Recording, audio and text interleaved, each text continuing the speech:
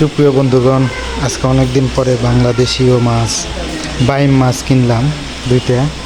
দুইটা বাইম মাছ এখানকার মালয়েশিয়ার রিঙ্গিতে 35 টাকা রিঙ্গিত কেজি দাম নিল। তো দীর্ঘ 7 থেকে 10 বছর ধরে তো বাইরেই আছি। তো এই হিসাবে দেশীয় এই বাইম মাছটা খাওয়া হয়নি। তো আমার এলাকায় এটা বাইম মাছ বলে। তো আপনার এলাকায় এটা কি বলে অবশ্যই কমেন্ট করে জানাবেন। অবশেষে কাটাকোটা শেষ হয়ে গেল, অনেক কষ্ট কাটাকোটা শেষ। এই মুহূর্তে অফিস করে ডিউটি করে রুমে আসছি। তো এখন আর সম্ভব না রান্না করা, পরবর্তীতে রান্না করে খাবো ইনশাল্লাহ। বাংলাদেশের